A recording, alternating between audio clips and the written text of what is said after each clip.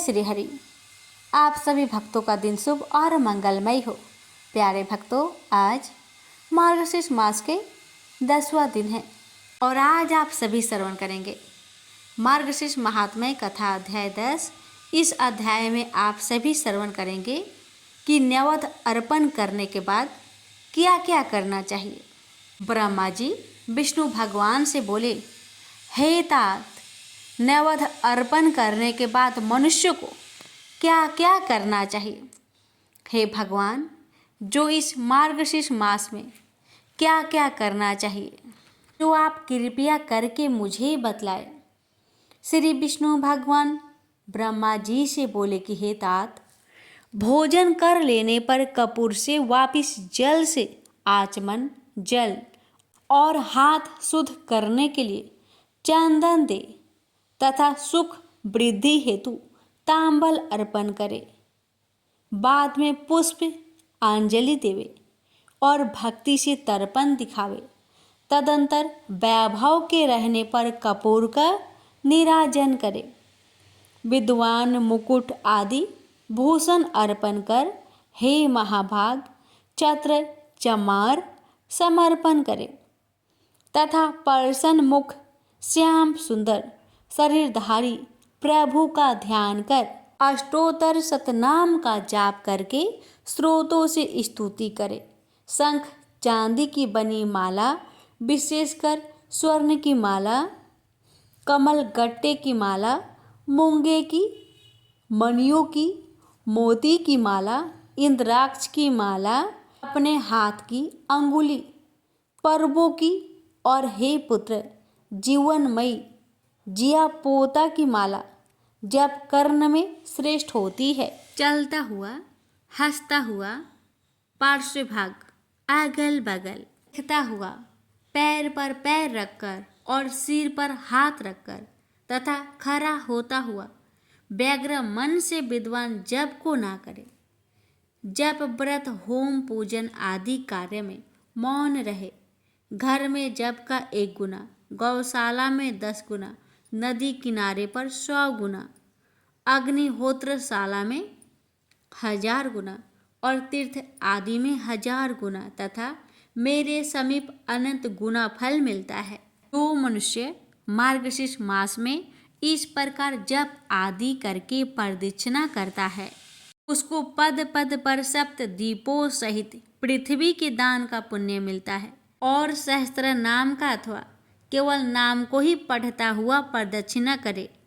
भक्ति से सर्वदा की गई एक प्रदक्षिणा कई पापों को नष्ट कर देती है और सप्त दीपों सहित पृथ्वी की प्रदक्षिणा भी उससे भी हो जाती है। मेरी 3 प्रदक्षिणा करने से 7 दिन के पापों का नाश होता है और 10 दिन के दैहिक पापों का उसी समय नाश हो जाता है।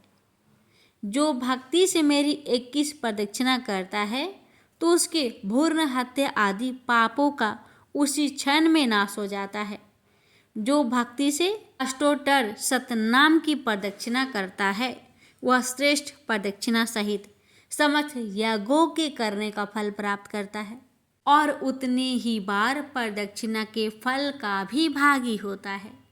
माता की प्रदक्षिणा, पृथ्वी की प्रदक्षिणा और शालिग्राम की प्रदक्षिणा से ये तीनों समान फल के दाता कहे गए हैं तथा मार्गशीर्ष मास में एक दंडवत प्रणाम और 7 प्रदक्षिणा ये दोनों समान नहीं है, किंतु प्रदक्षिणा से दंडवत प्रणाम श्रेष्ठ कहा गया है।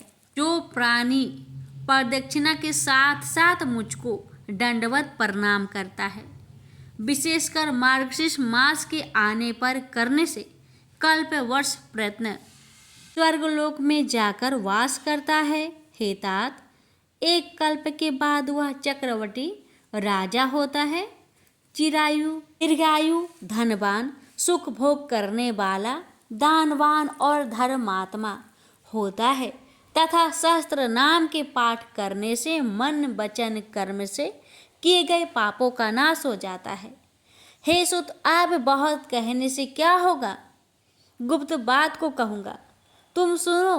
हे सुत, मुझको दामोदर नाम के कहने से अतुल प्रीति होती है, क्योंकि मेरी माता यशोदा ने यह मेरा दामोदर नाम गुण, रसी तथा दया आदि गुण संबंधी रखा है। जिस समय मैंने गोकुल में दही का पात्र रखा था, उस समय यशोदा ने मुझको ओखल में मजबूत रस्सी से बांधा था।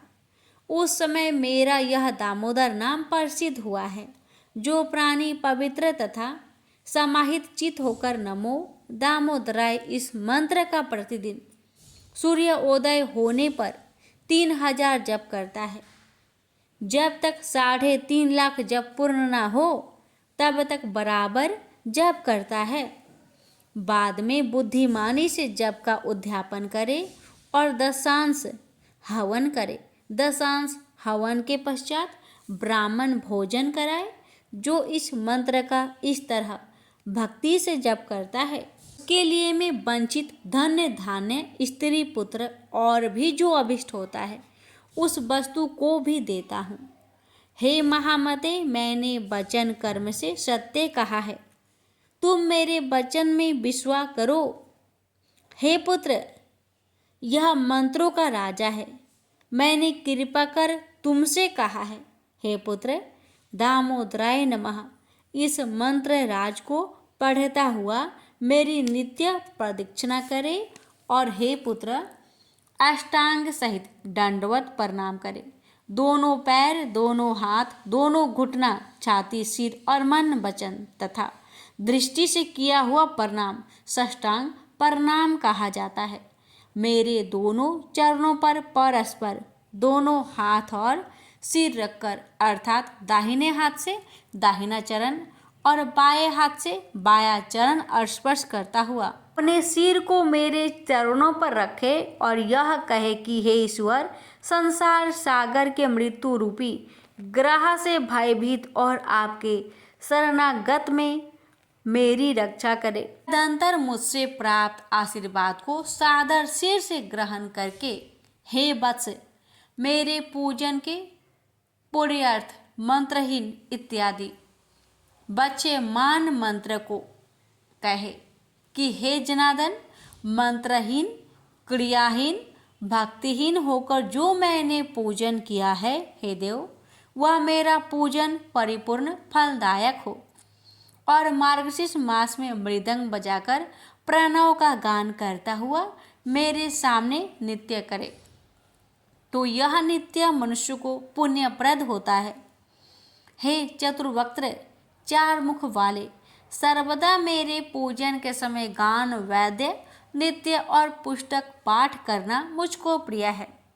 हे पुत्र, गीत, वाद्य, नित्य के अभाव में मेरा सहस्त्र नाम, सत्वराज, गजेंद्र मोक्ष, अनुस्मृति और श्रीमद् भागवत गीता, ये 5 प्रकार से मेरी स्तुति करे। हे महाभाग, यह 5 स्रोत मुझको अत्यंत प्रिय है। जो शालिग्राम के चंद्रोदक का पान करता है, उसको हजारों पंचगव्य पान करने की क्या जरूरत है, अर्थात निष्फल है। जो शालिग्राम शिला का जल 1 बूंद पान करता है, वह पुनः माता के स्तन का दूध पान नहीं करता, किंतु वह मनुष्य मुक्ति का भागी हो जाता है। तो शालिग्राम शिला जलपान करते हैं और जिनके सिर पर वह चरण जल पड़ता है, उनको जना शौच और मरना शौच होने पर अशौच नहीं लगता। अंत समय में भी जिसको यह चरण जल दिया जाता है, वह सदाचार से रहित होकर भी सदगति का भागी होते हैं। जो अप्रिय मयादि का पान करता है और अभोज्य मांस आदि का भोजन करता है तथा अगम्य पर स्त्री में गमन करता है, और जो पापाचारी मनुष्य है, वह भी शालिग्राम जल को धारण करने से तत्काल शीघ्र पवित्र हो जाता है, क्योंकि शालिग्राम शिला का जल चंद्रायन और आदिकृष्ट व्रत से भी अधिक श्रेष्ठ है। और मेरे चंद्रामृत से मिला हुआ अगर कुकुम, कपूर और चंदन अपवित्र को भी पवित्र करने वाले हैं। हे वृषश्रेष्ठ, मेरी दृष्टि से देखा गया पवित्र जल ही मनुष्य के पापों का नाश हो जाता है, और यदि मेरा चंद्रामृत है तो कहना ही क्या है। मेरे प्रिय हो, दूसरे ज्येष्ठ पुत्र हो, इसलिए मुझको विशेष प्रिय हो, इसलिए जो कुछ मेरा रहस्य था उस सब को मैंने तुमसे कहा है। प्रेम से बोलिए जय श्री हरि।